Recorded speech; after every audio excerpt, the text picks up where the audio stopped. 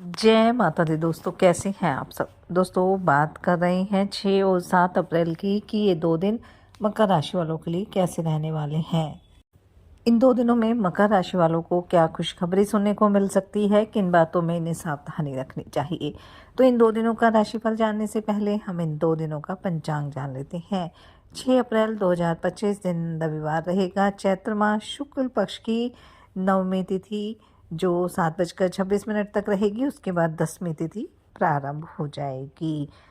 सुकर्मा योग रहेगा जो 6:54 तक रहेगा। उसके बाद धृति योग प्रारंभ हो जाएगा। पुष्य नक्षत्र रहेगा। चंद्रमा कर्क राशि में। अभिजित मुहूर्त का समय रहेगा 11:58 से 12:49 तक। राहु काल का समय रहेगा शाम 5:07 से 6:41 तक। अब बात करते हैं 7 अप्रैल की। 7 अप्रैल 2025 दिन सोमवार रहेगा। चैत्र माह शुक्ल पक्ष की 10वीं तिथि रहेगी। चैत नवरात्रि पारण रहेगा और धृति योग रहेगा जो 6:18 तक रहेगा। उसके बाद शूल योग प्रारंभ हो जाएगा।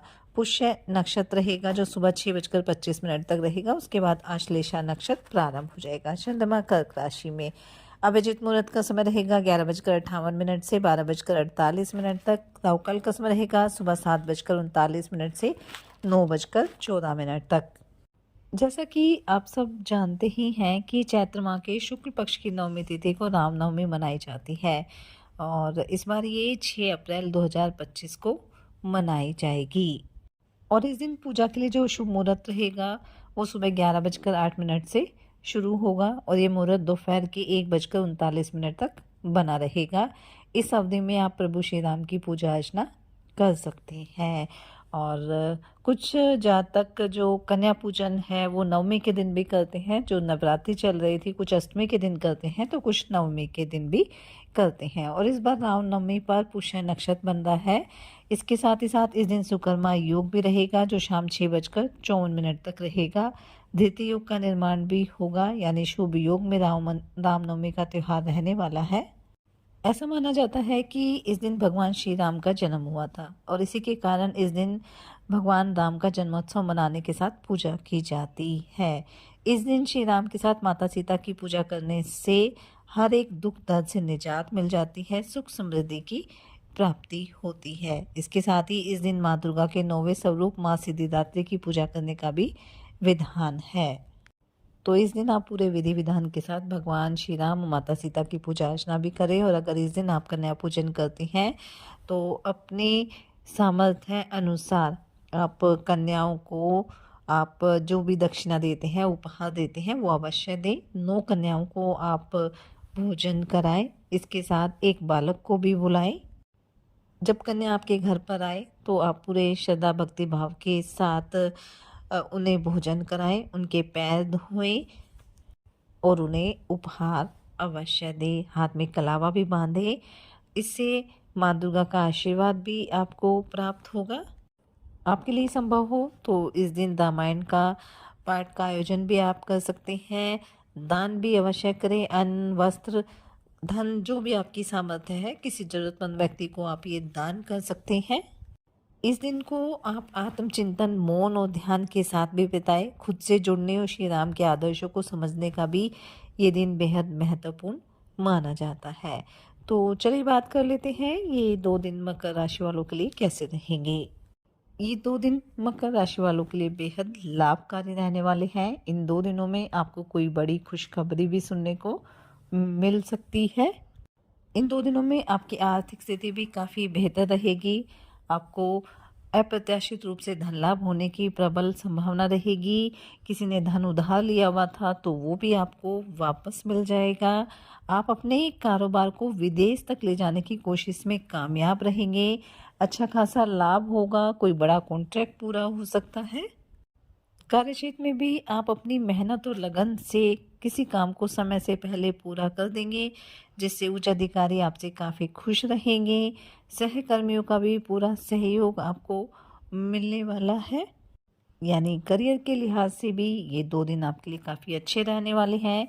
किसी लंबी दूरी की यात्रा पर जाने का मौका भी आपको मिल सकता है और यहाँ भी आपको लाभ की प्राप्ति होगी, काफ़ी कुछ नया सीखने को भी मिलेगा। संतान पक्ष की ओर से भी कोई खुशखबरी आपको सुनने को मिल सकती है। घर परिवार में किसी नए मेहमान का आगमन हो सकता है, जिससे घर परिवार का माहौल काफ़ी खुशनुमा रहेगा। जीवन साथी के साथ भी आपके रिश्तों में मजबूती रहेगी। जीवन साथी आपके साथ कंधे से कंधा मिलाकर चलेगा, जिससे आप अपने कामों को आसानी से पूरा कर पाएंगे। किसी सामाजिक कार्यक्रम में सम्मिलित होने का मौका भी आपको मिलेगा। अगर आप किसी नए वाहन या कोई मकान, घर आदि खरीदने की तैयारी कर रहे हैं, तो आपको इसके लिए लोन भी आसानी से मिल जाएगा।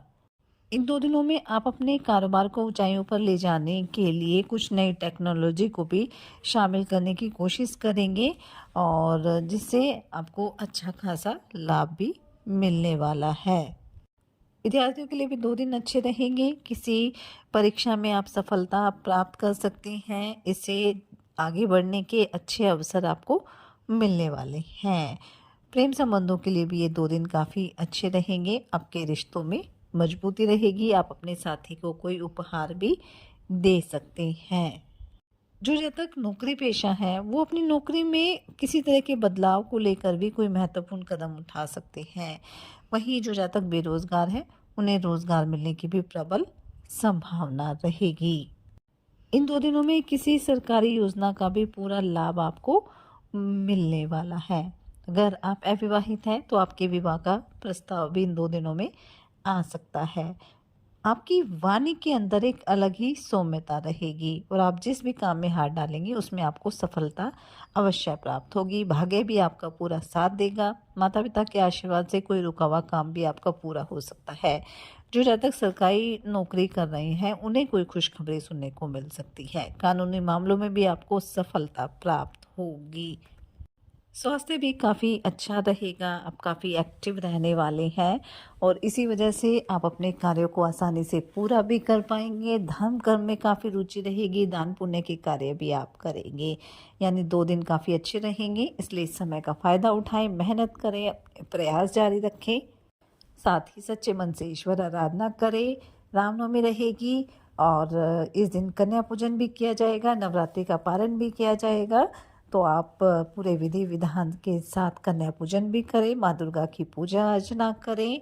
रामनवमी रहेगी तो भगवान श्री और माता सीता की पूजा अर्चना करें। अपनी सामर्थ्य अनुसार गरीब और असहाय लोगों को आप दान दक्षिणा दें। अपने बड़ों का सम्मान करें। इससे आपके जीवन में सदैव खुशियाँ बनी रहेगी।